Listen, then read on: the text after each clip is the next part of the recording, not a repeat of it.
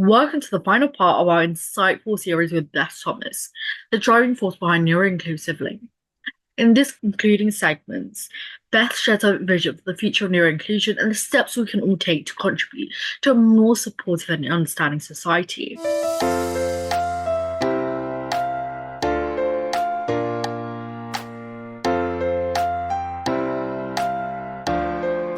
The last topic that I wanted to speak to you about, or topics, I don't know, we're going to probably delve into so many different things, is the battle that we have in our heads. Usually people are late diagnosed, or it's that like constant battle in your head whether you would like to get a formal diagnosis or not. Yeah. And it's more common than people think. And it's like the waiting list is absolutely long. You can decide to go private, but that will cost you money. The UK and America is going to cost you either way. Um, it's I feel like a lot of people who are older tend tend to not go for a formal diagnosis. And it's like they have their reasons. And I think that self-diagnosis is, as valuable as a formal diagnosis because Mhm. people don't usually be like, oh, I got this. They've probably done very intensive research. They've probably done so many self-screening. What's it called? Self-screen? Yeah. Self-reporting scales, screening questionnaires, that sort of Yeah. thing. Absolutely. And they haven't just come to this conclusion. Some may, but there's other people who've, actually been like figured it out, tried to go and before like say most people without saying it, they've probably like looked at it for a few months, few years. Mhm, So what mhm. do you think about people that says self-diagnosis is not valid? Oh, I have a lot of things Dun, to dun, say about dun. this topic. So I first and foremost generally agree with what you said about self-diagnosis being valid. This for a few different reasons. So as you've already pointed out, we have a huge crisis situation in terms of the diagnostic pathways, particularly in this country. Can't comment so much for other countries. I'm not quite sure what the sort of processes might look like in different places, so that's always something to bear in mind. But at least for this sort of country here in the UK, we have an issue, and it's a bit of a bottleneck situation in which we've got this growing level of awareness, which is fantastic. That's a really good thing. And then we have such limitations in terms of the provisions, the resources, and the suitably qualified professionals to accurately assess for these conditions. And so what we see is this growing level of awareness, but not as many resources or sort of different pathways being created to meet that level of demand. Now, what we need to be very clear about here is that that does not mean things like ADHD have just suddenly become trendy. It means that we are finally getting to a stage where people are able to access better information to help them understand things that they have been very likely experiencing for their entire life. Because we didn't have as much access in, previous decades, that is why we're seeing such an influx in demand now. So depending on the sort of statistics you're looking at, and there is a level of flux to these because we're still researching a lot of different elements of neurodivergency, we can generally agree that all brains are unique and up to 1 in 7 of us have a neurodivergent brain. Now, when we look at the official statistics for those who are formally diagnosed, we certainly do not see any correlation in this. And so that level of demand is very likely because we're missing so much of a sort of appropriate number of formal assessments, if that's sort of making sense there. So we've got this huge rift in that level of demand, sort of being more relative to the rough statistics of those who we believe are neurodivergent, but not accessing that very vital assessment pathway, subsequent treatment, subsequent affirmation of the ways in which they work. So that's one of the reasons why self-identification is a very, very valid thing to embrace, because we've got such a huge issue, as I said, in terms of the waiting lists and things like that. There was a recent BBC publication that stipulated we're looking at an 8-year backlog for ADHD assessments alone. That's huge. That's nearly a decade. Think about it from the lived experience perspective. That's nearly a decade of someone's life. That's either all of their secondary education or a decade into their working career where they are not receiving the adequate care and support. Now, what also happens with that in terms of a complication is we are absolutely going to see higher levels of other co-occurring things start to crop up as a result of not getting the adequate support and treatment and various other adjustments and things in place to help them thrive in the workplace or the other domains of their life. So this is a huge issue. And the other thing that I personally find infuriating about this, and I can say this from not just my lived experience, but also my professional experience of supporting people through diagnostic pathways as a practice manager, then transformed into a coach, supporting people's own transformational journeys. I've never yet come across someone who has wanted to identify as neurodivergent because it gives them certain privileges. In fact, quite the opposite. I mean, think about it again for a minute. I've never met anyone that's woken up one morning and gone, I really want to lose my phone 6 times today. I really want to get so dysregulated. I have a fight with everyone that's close to me in life. I love forgetting really important deadlines and making an absolute situation occur because I can't, navigate, let's say, my executive functioning challenges. I've never heard anyone wake up and say that. What I have heard time and again are people that say, I just want to be normal. I just want to understand why I'm so different, or why am I such a problem or a failure, or why are things so much more difficult for me than they are other people? And that not only breaks my heart, but for me is that reality of being neurodivergent, especially if you've realized this later on in life. And we can liken it to a grieving process, right? You're grieving for the version of yourself that you never got because you didn't get that awareness and support. And you're also maybe grieving for that potential that you might have not have met yet. And so there's so many elements to this that make it such a complex discussion. And I think it's really minimizing and damaging for people to take the perspective of, oh, well, it's just trendy, or self-identification isn't valid. You should go and get a real diagnosis, without realizing how many barriers and how many delays there are to accessing this support. And it's also really important to bear in mind that you don't need a formal assessment or diagnoses to be able to access things like reasonable adjustments in the workplace or support in your educational systems. And that's something a lot of people find can be really off-putting about asking for help, among lots of other reasons. And so, we've got lots and lots of different things happening in this discussion that are well worth justifying self-identification as a valid form of diagnoses, particularly for those who experience all of those barriers towards an actual assessment pathway. And that's not even talking about the potential barriers you're going to come up against if you do go and get a private diagnosis and then go back to your GP for a shared care agreement. That's another discussion entirely. So yeah, lots of complications. Definitely. Apparently, the average cost in the UK is £1,267 for adults and £1,361 for children. And that's just a diagnosis. That's not any work. That's not any.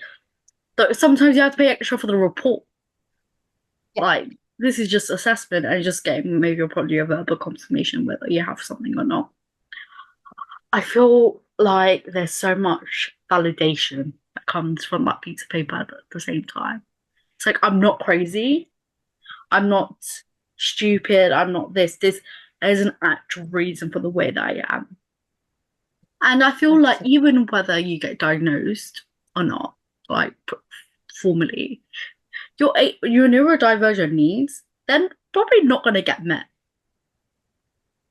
Like, that's the reality. It's like, it's what society tells us is your problem. and it's your job to figure it out. It's not like a us issue. It's not like it's you yourself, and that's it. Absolutely. I think that speaks again to the very pervasive nature of ableism that's threaded throughout our entire culture, our societal structures, everything very indirectly and discreetly says, actually, that's on you. If you can't quite fit into this box that we're going to give you, then you need to go and do something about that. You need to sort it out. Here's the gold standard of human that we expect everyone to be. And if you function, process, behave, act, or have different needs to any of this, then we will categorize you as substandard. And that, in essence, is ableism at its finest. And it can be so damaging because not only do neurodivergent people really struggle to go through these processes to validate their existence, they're then met with even further barriers in terms of being able to argue and advocate for having their needs met. And it's astonishing. So we don't see this in lots of other areas where there are support needs that need to be met. There's much less questioning around a lot of those areas, and thankfully so. But yeah, it is a big challenge. Yeah, definitely. I feel like it's like one thing that I'm having a needs assessment done again.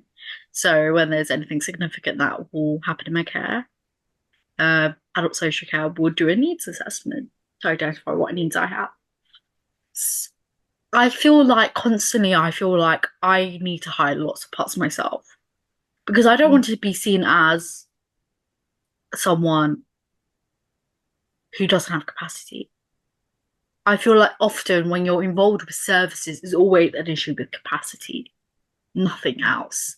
It's everything is like this will affect your decision making. This will affect your ability to keep yourself safe. It's often like capacity, capacity, capacity, and I feel like often I hold back from saying what I need to say. Anyway, I did this 5-page document, which I've been like working on, of all my needs. It ended up being a 5-page document. I didn't, be like, oh, I need to make a 5-page document.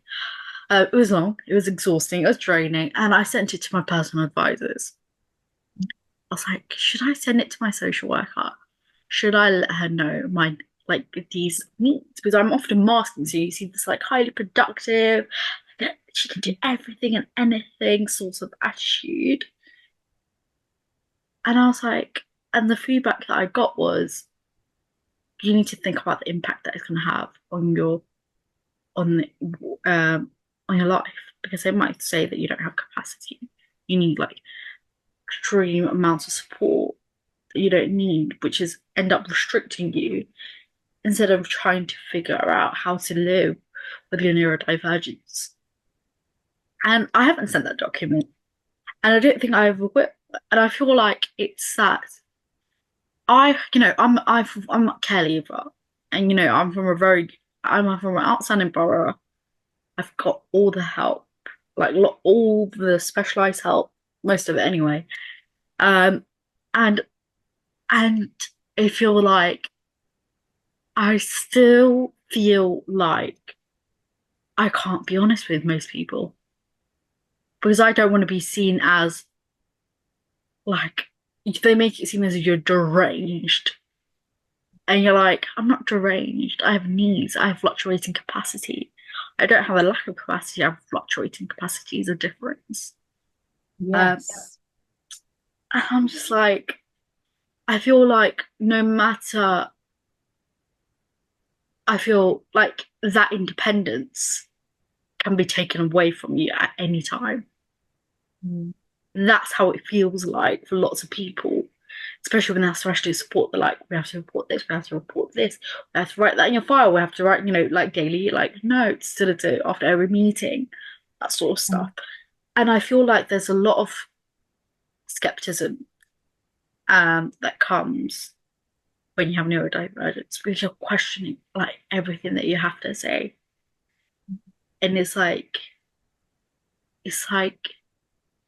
you have to judge whether this is going to make someone, treat you in a way that you're like, this is, let me rephrase it. People want to put you in two categories. You're either high functioning or low functioning. I hate those terms That's it. You're either high functioning or low functioning. Yeah. Okay, I can be high functioning. I can be low functioning too. Mm-hmm. I'm like, Yeah. it's like there is an in between. It is a spectrum. You're trying to make it something linear, which is not. Yeah, And it's like absolutely. you're not giving me any support, which is going to make me more independent when I turn 25, for example, because I'm unable to disclose my needs because I'm fearful of how you might react. What if you were going to judge? All that sort of stuff. So, Yeah. and I feel like that's a massive barrier into people getting diagnostic assessments as well. Huge. I mean, I even had a similar experience myself where halfway through my ADHD assessment, the psychiatrist was very transparent and said, I am not convinced I can see enough criteria to meet a positive diagnosis because you're doing well, you're coping well. And I had to respectfully challenge him to say, I might be coping well now, but did you not just listen to me talk for the last 90 minutes about how exhausting it is for me to implement the holistic strategies? It's taken me 5+ years of arduous therapy and coaching to build and implement and maintain, without which I would be struggling enormously. And just because I can appear and mask and camouflage certain aspects of myself that make you more comfortable or make it appear like I'm struggling less doesn't mean I don't have it. And that touches on so many wider issues. That talks about the deficit-based perspectives that the medical model adopts in terms of being able to distinguish neurodivergency and disabilities. It talks about the huge issue we've got with psychological safety, not just in our, workspaces and our personal spaces, but also in our healthcare systems. It talks about the huge reductive nature of proper awareness, particularly with our healthcare providers. There's still an enormous amount of ignorance and lack of awareness that really holds a lot of people back from being able to feel safe enough to talk in those spaces freely. And it's something that happens on a daily basis. I mean, there's research fairly recently conducted, I think commissioned by the Neurodiversity in Business through Birkbeck University, that said over 60% of employees fear disclosing differences at work due to not believing they're going to get the correct support or fearing that they're going to be treated differently or less than. And at the same stretch, I think about 69% of employers said that a lack of disclosure stops them from being able to provide the correct support. So it's kind of, okay, we're at a stalemate here. Where do we go from here? If we're not safe enough to disclose, but you're saying we need to disclose in order to take those next steps, in every aspect of our society, whether or not that's healthcare, whether or not that's workplaces, whether or not that's social care, whatever that looks like, we have a problem. We need to create safer spaces for people to feel that they can be honest about what their experiences are, knowing that they're going to be believed and trusted and honored and validated. And without which we're going to keep having these issues, just, with different faces and different descriptions. I feel like society, it's just a disservice to people who are neurodivergent, have mental health difficulties, who are disabled. It's just like everything has to be a fight, and I'm like, I don't want to fight all the time. Like right now in my personal life, I'm at this point where I'm like, I can't fight anymore. You do you. I just tolerate it. I don't have the energy to fight. And that's what happens a lot with people with, like, different sort of health conditions or neurodivergence or whatever it may be. It's it's like you push me so much, there's only so much I'm able to fight back. Mhm. And then after that I just have to be submiss. And it's Yeah. so common. And it's like I know we're like 1 in 7 people, but they'll be like, but there's 6 other people who are not. They're all still That's going to the be. I sorry. think that's another short-sighted element to one of those potential debates. I hear what you're saying, and that's the perspective a lot of people take. Sure, 1 in 7 of us are neurodivergent, but 6 other people aren't. But just pause for a moment and think about the fact that none of those 1 in 7 people exist in a silo. We're not all islands that are detached, even though sometimes we feel very disassociated from Yeah. society as a result of the barriers that we're confronted with. But we're humans. We're brothers, we're sisters, we're colleagues, we're managers, we're leaders, we're staff, we're all sorts of different things, all contributing to different spaces in society. And through that contribution, we are inevitably interacting with neurotypical people. And so the lack of support for neurodivergent people to be able to flourish is absolutely going to have an impact on neurotypical people regardless. Hmm. I think that's one of the things a lot of people don't tend to take on board, is that it doesn't matter really how many of your team are neurodivergent versus neurotypical. What matters is that if one person doesn't have their support needs met, everyone is going to feel the detrimental impact of that.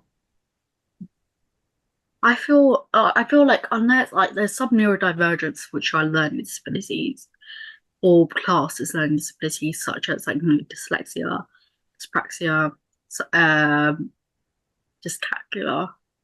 A lot of them's not with this, but like, and I feel like they have more of a specialist support. People, whether it's equipment or stuff like that.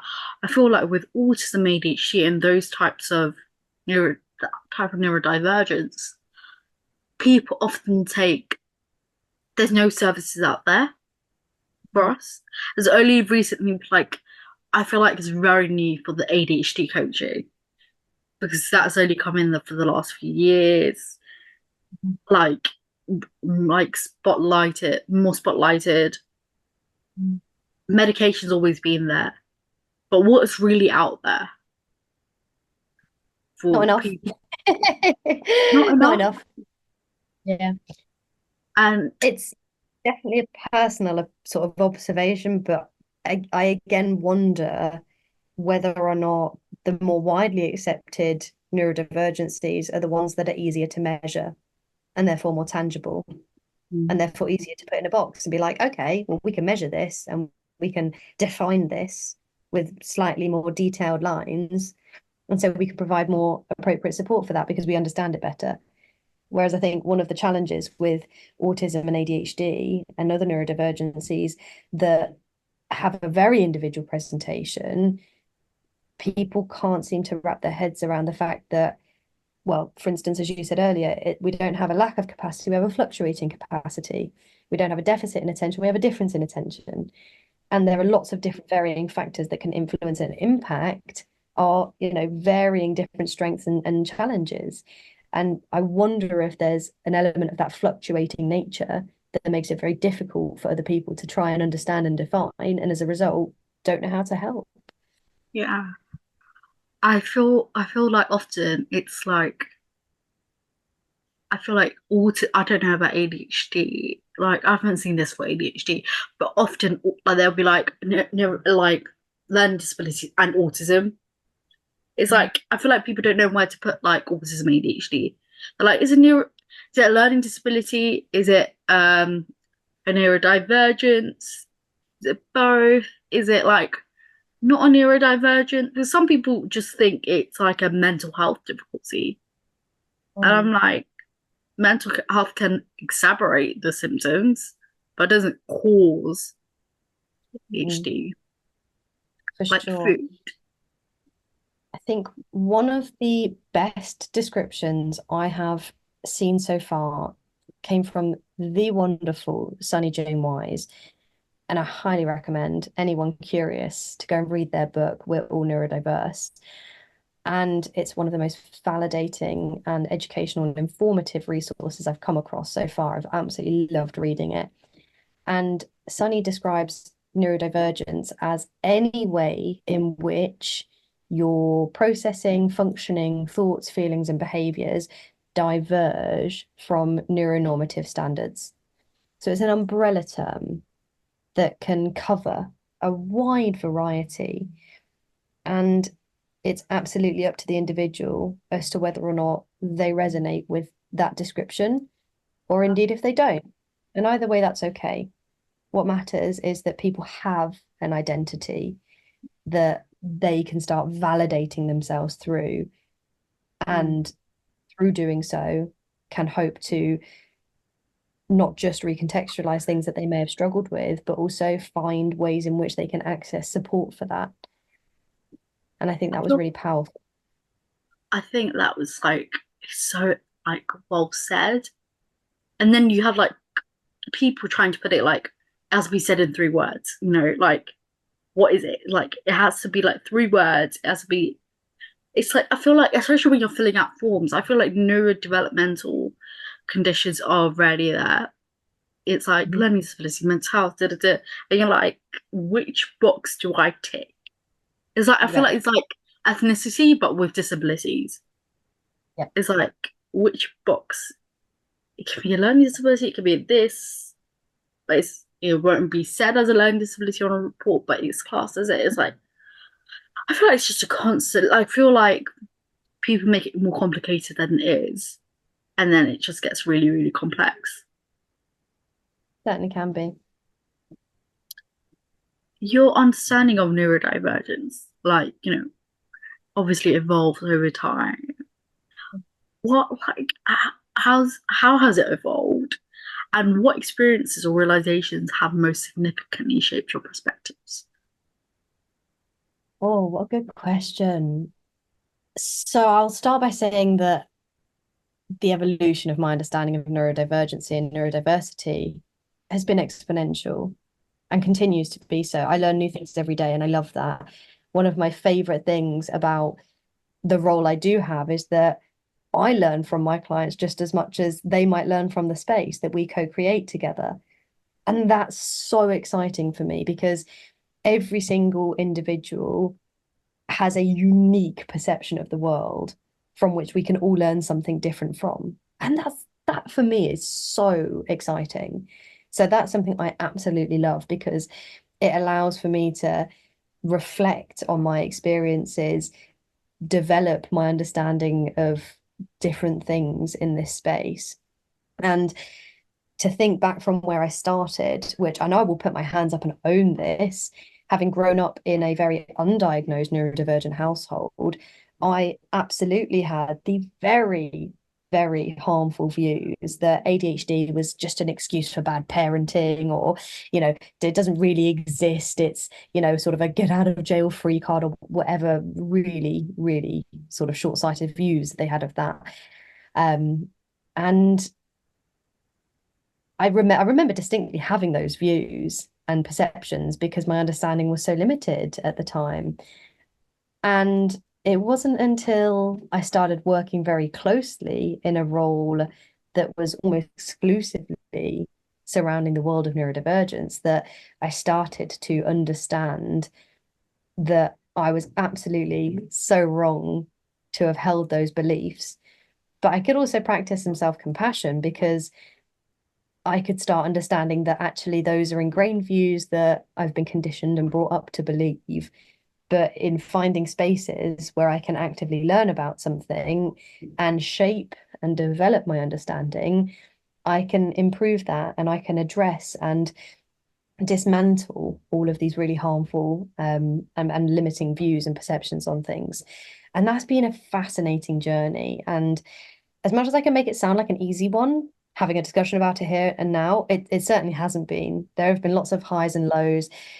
There's been a huge element of personal grieving when I realized I was neurodivergent, because that for me was a significant, profoundly changing moment in how I understood myself and my history.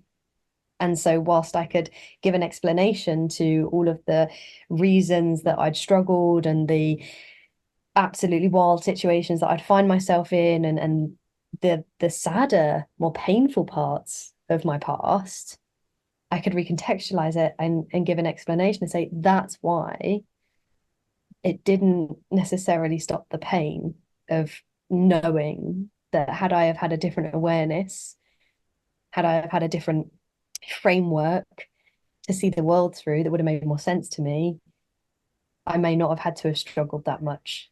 I may not have had to have had as many painful situations.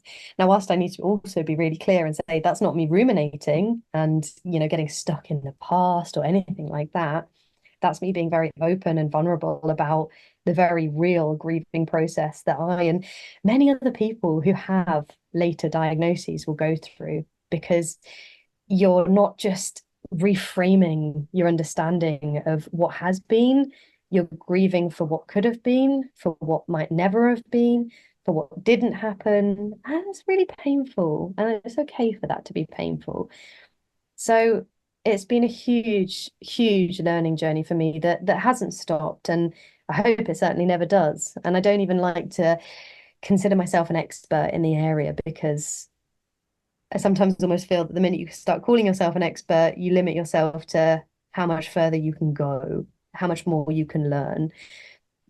And now for me, I've been able to work on addressing a lot of the more harmful parts of my neurodivergence that have held me back or created difficulties in the past.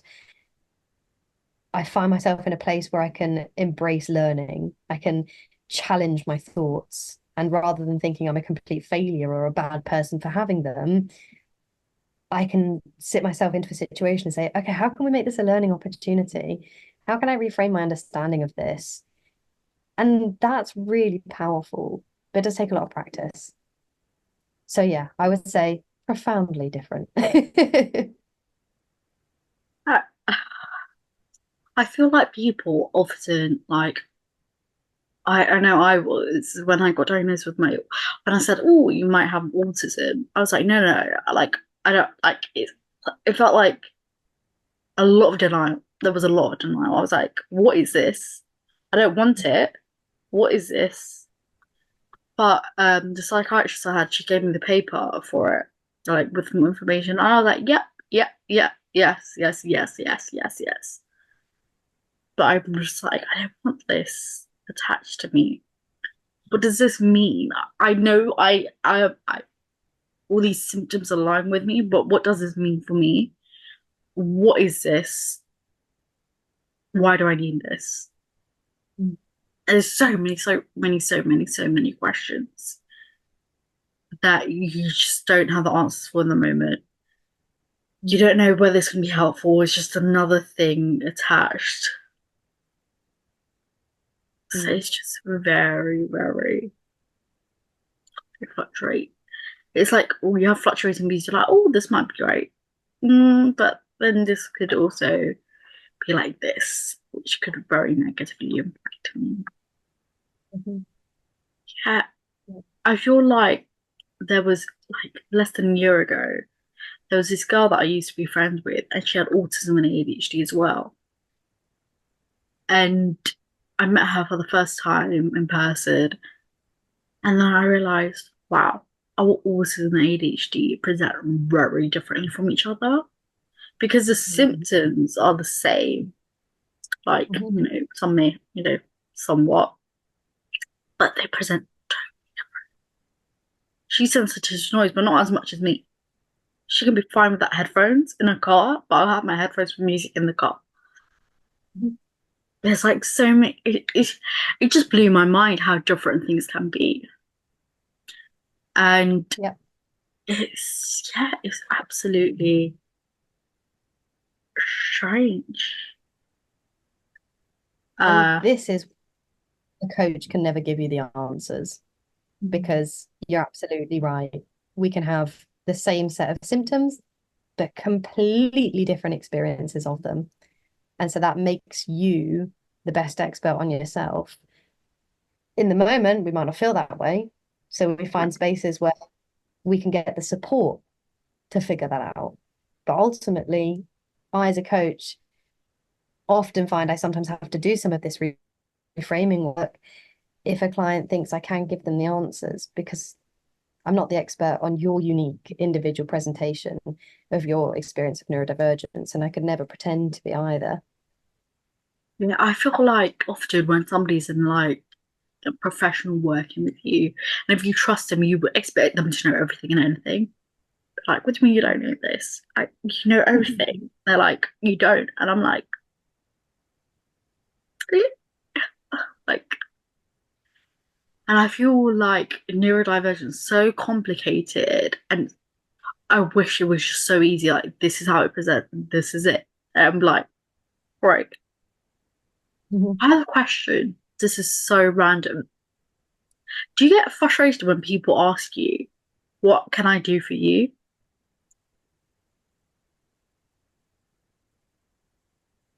So my brain is trying to work this out. When you say that, do you mean if someone is approaching me and saying, "What can I do for you?" as an open-ended question? No, like a professional or somebody in your life that'd be like, what can I do for you? It really depends on the context because Um, let's say I've specific remit or we've had some conversations in the run up to that question, I would find that potentially quite frustrating and as if they had not yeah, understood the purpose of the conversation. But if I don't know, let's say it's someone I've never met before and they yeah, don't have any sort of contextual information, then fair enough. That might be a little bit more of an appropriate question to ask. But let's say I book a GP appointment to go and talk about something that you would think might be fairly straightforward. So let's say, I don't know, to be re-prescribed medication you've always had for a long time, something like your asthma inhaler or contraception or something like that. And then they say, what can I do for you?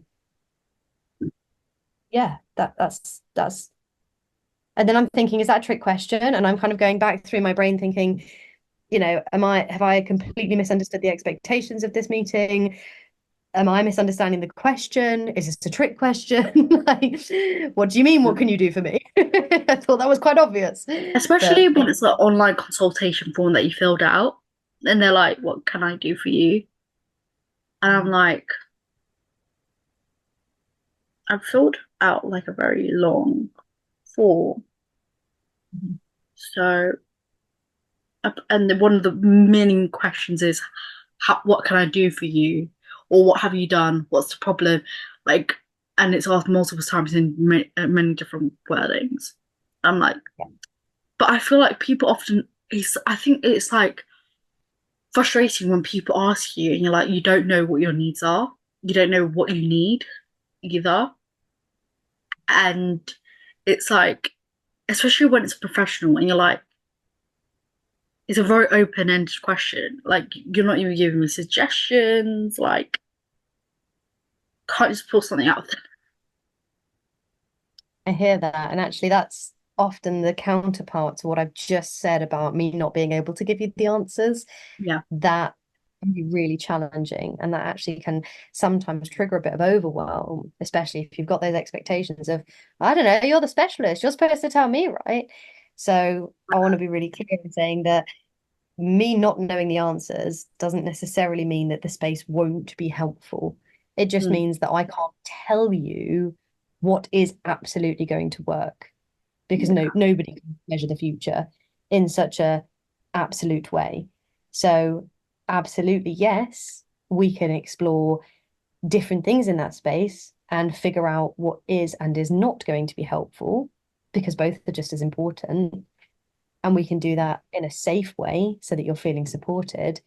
But that's different to me just giving you those sort of very rigid, clear answers. So I think I it's feel, quite complex. yeah, I feel like like it's like I feel like with physical health is way more straightforward, Oh, and it's like can imagine if it was that easy for mental health issues Oh, it'd difficulties. be fun. Yeah, absolutely. Triage would be a breeze, wouldn't it? You just go straight through. Hi, yeah, what's the problem? Broken bone. Yep, all right, no worries. We'll get you in for an X-ray. Yep, absolutely. We'll send you over to the department, get you a cast on. We'll see you in 6 weeks. Could you imagine?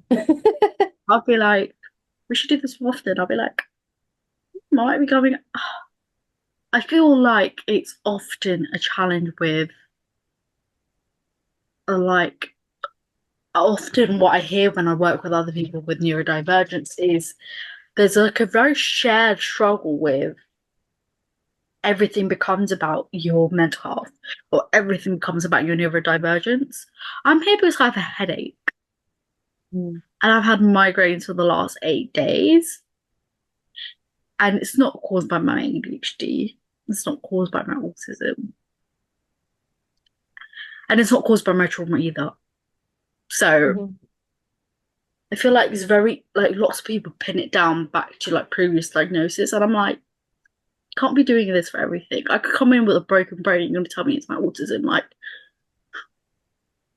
And how does that work? Yeah, it's a real challenge. It's a real challenge. So not only are we having to often fight to advocate for getting our needs met and feeling seen and heard in spaces, we then also have the other end of it where suddenly everything has to be related to a potential neurodivergence and or mental health challenges that may or may not be present. And again, a very reductive view to be taking on someone's very complex presentation as a human being, right? We've got lots of different things that are going to impact us. Some of that might be neurodivergence, and some of that absolutely might not be neurodivergence, and some of it might overlap. mm. And that's okay too, because that's It's the what lack makes of investigation that bothers people, I've noticed. It's you're very quick to pinpoint, but I'm like, we haven't talked about it. You just assumed you're running with it, and you're not listening to what I'm saying. It's like this is a constant struggle. That's I feel like we've already discussed this, but healthcare is not accessible. It's like all services are not accessible, and if they are, they're doing the bare minimum, and it feels like accessibility central because you should be grateful because we're giving you this form in a different color. Wow. Wowza. Totally oh my changed my god, life. let me give you my kidney. I'm so grateful. This has fixed my neurodivergence. That is it. It's all I needed. Yeah, and it's like, so what happens after the form? Like, Exactly. You tell me next steps and explain to me all of the things, and it's just not there. And I think, again, what I would like to say about this challenge is that it's often not because people want to be ignorant on purpose. I think it's a much wider issue of the ableism in our society, in our structures, the other various factors that are influencing the lack of education in, some of these larger organizations and things. It's so challenging. And I've met a lot of incredible practitioners throughout my journey, both from a personal experience in my own journey and also a professional one when I'm doing my advocacy work, who are genuinely grateful for opportunities to learn because they're so few and far between. The funding's not there, the resources aren't there, the time's not there, and because of such a scarcity mindset around all of these lacks of, the people that provide the support and the help aren't getting what they need to provide accurate and appropriate support and help, and that's really tough. definitely, I feel like it's the police. It's like the police. They're really, Mm. the few of them are really, really good at what they do. Then there's like some that just ruin everything and be like, police are bad, police are unsafe, police are, and it's Yeah. like all of them. But it's, I feel like that's all, like when you experience so much, it's hard to know that there is some positivity. Or when somebody's like nice to you, like again, bare minimum, but it makes like, feels like they're giving you the most. Inspired you to talk about neurodivergence, ADHD? What an open-ended question. I love it. Everything and nothing, which is not a very helpful answer, so I'll explain. Um, Everything inspires me to talk about neurodivergence because for me, it's threaded throughout every single fiber of my being and every single element of my experience and how I perceive and experience the world. I see every day the struggles and the challenges and the hardship of not having neurodivergent needs supported in the various domains. And whilst I absolutely love what I do and find it incredibly fulfilling to witness people's very vulnerable and empowering transformations, it brings me to tears. It gives me goosebumps. It is what gets me out of bed in the morning, and I love that. It speaks to a wider purpose for me to take all of this experience that I've been through and the education that I've been fortunate enough to seek and access and receive, and use that to change things. Because I notice more and more that I'll be challenging things like internalized ableism, perfectionism, chronic low levels of self-esteem and self-confidence that are all as a result of, yes, you guessed it, not having neurodivergent needs met. It's coaching isn't about, have you tried the Pomodoro technique? What about a visual timer? Have you asked for reasonable adjustments in the workplace? Do you take movement breaks? I mean, yes, there is an element of making a lifestyle much more inclusive so that it works with that person's way of functioning. But it's also about saying, okay, how can we challenge these frameworks? How can we instigate real change on a fundamental level so that people don't have to use tools and techniques to just cope, but rather we are actively creating inclusive, psychologically safe spaces in which we can all thrive regardless of neurotype. And that is what excites me.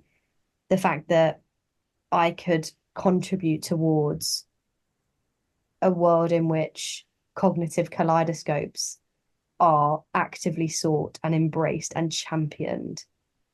That for me is like, whoa, that's exciting, isn't it? Love that neurodivergent kaleidoscope. Neurodivergence. Love. Have you watched Kaleidoscope, the Netflix series? There is a high probability I have, but without looking at a visual to aid, I've probably forgotten it. So I have to look at things like if I hear it and I can't put, let's say, like a sort of title page or a face or something to it, I've really struggled actually to recall it. So yeah, Yeah. quite probably. Sometimes it is in right in front of my face, and I'm like, what happened? Was I? I Yes. know I was there physically, but was I actually there, or was it like a dead body?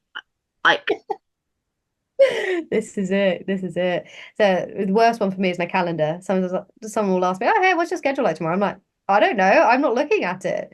Let me go and get my calendar and I can tell you." But until I'm looking at it, I've got no idea what I'm doing. yeah. Don't like the people be like, oh my God, you have a meeting today. You said you had a meeting today at 12:30. And I'm like, I do? Do I? Like, yeah, I had my calendar right in front of my face, so that's why I told you. But before that, I was like, yeah, don't ask me. So basically, let me tell you something a little about bit about it. So it every single person with on Netflix has a different order of the episodes. Oh, that's interesting. So you get like a different like perspective because you watch like the series in a certain order. So Netflix automatically randomly generates the order for you.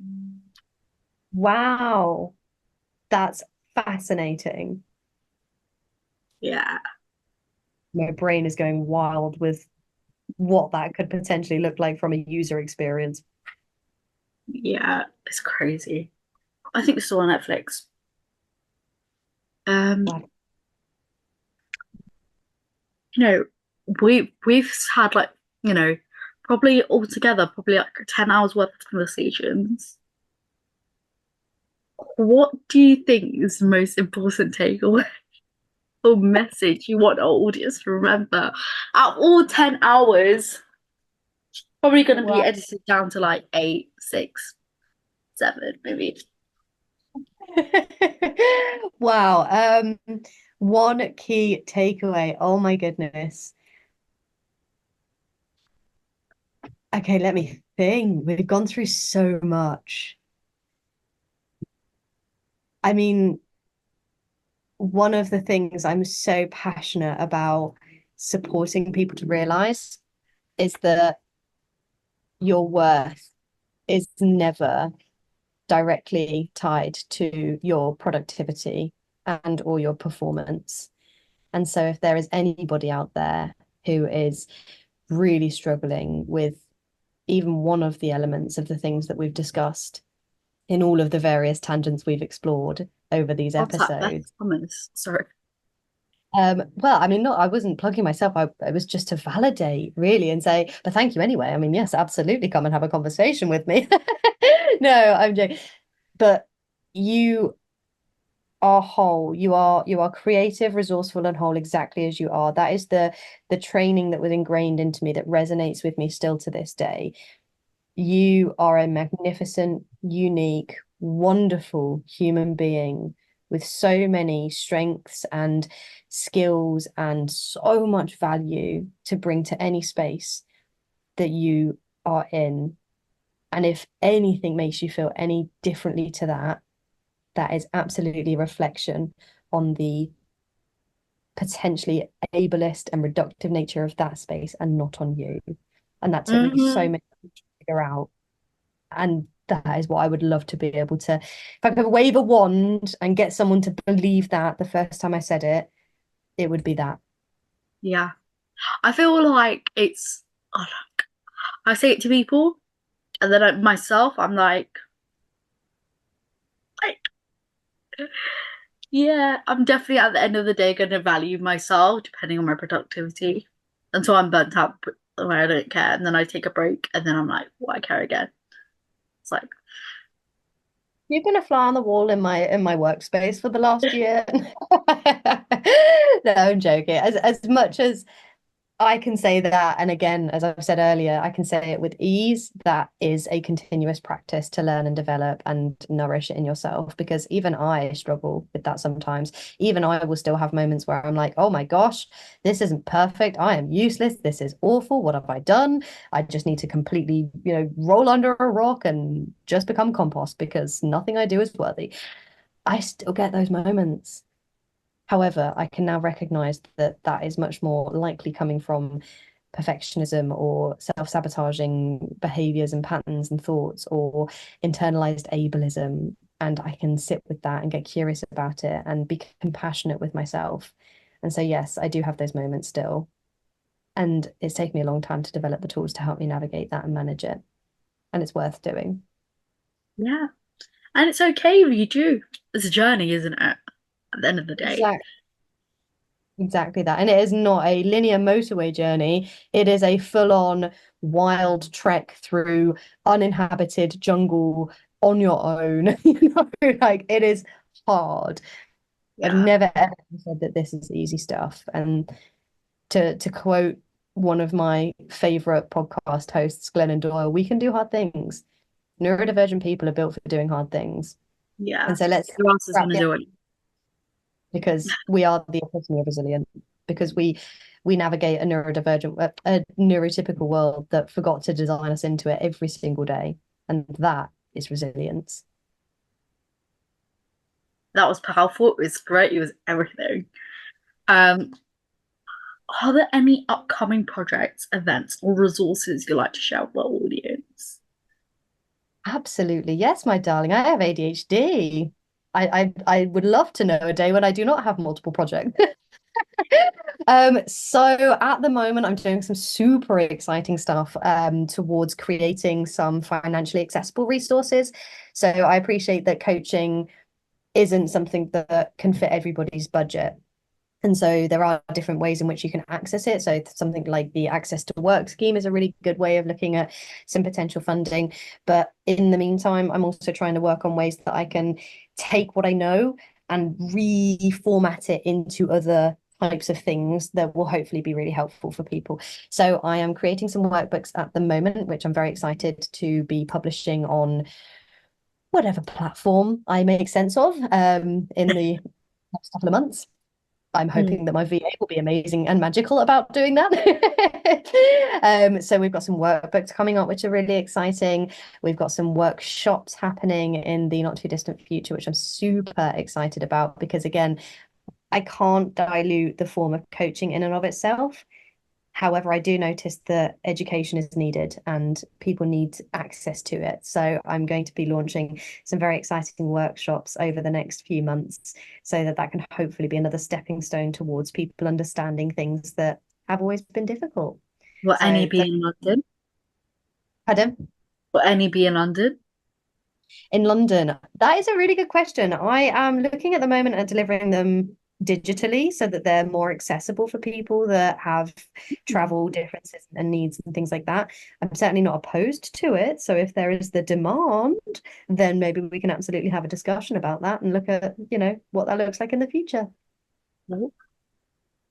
Finally, no, I say finally, but it's the second last question. But finally, where can our listeners find you, connect with you, and stay up to date with the work that you're doing? Great question. So, as always, I'm a very transparent person, and I will say that I'm on a few different platforms, and bear with me whilst I figure out my own neurodivergent and anxiety related challenges about being on them. So, I'm pretty regular on LinkedIn, which is a huge win. So, you can find me on LinkedIn, and I'll send over all of the sort of, relevant links. And I am also trying to get more regular on Facebook and Instagram so that people can really start to understand the personal coaching work I do versus the corporate and organizational training that I do. So you can find me on Facebook and Instagram as well. And dare I say it, which is terrifying because I'm now admitting to your audience that this is a thing that we're looking at having in the pipeline as well. I'm looking at launching my own podcast too, so that again, people can have access to lived experience perspectives and other bits of information that would potentially be really helpful for them going forward. So you can find me on that eventually when I get over my own fears and self-sabotaging behaviors to launch it. And we will support you through that process. Oh, absolutely. You're first on my list to be a guest. I'll be honored. Thank Last, you. last question. Don't worry. Our 10 hours together is over. What is one thing that you're grateful for today? Oh, what a good question. There's so many things I'm grateful for. Oh my goodness, just the one, that is tough. Actually, do you know what I'm grateful for today? And this is, I mean, above all things, there's been a lot of really great stuff happening recently, as has been challenging stuff. Someone in a support group that I host recently shared with me today that they have decided to take a break to look after their well-being. And the reason that's a win for me is because it can be so challenging to recognize that you have needs that are worthy of meeting. And to hear people in groups that I support and help to host start recognizing that and not only recognize it, but take steps to implement what that break looks like. That for me is a huge win. That's amazing. So that'd be the thing Wow, I'm grateful for. that's a massive step for someone to take. Yeah, Well huge one. deserved, the well deserved, very much needed. That's Yeah, a lovely, oh, that's so lovely. it is, isn't it? Thank you for being a part of this journey with Beth Thomas. We hope these conversations have sparked new ideas and perspectives on neurodiversity and inclusion. Let's continue to champion a world where everyone can thrive just as they are. Make sure you like, comment, and subscribe, as this allows us to continue doing what we're doing. Stay iconic until next time.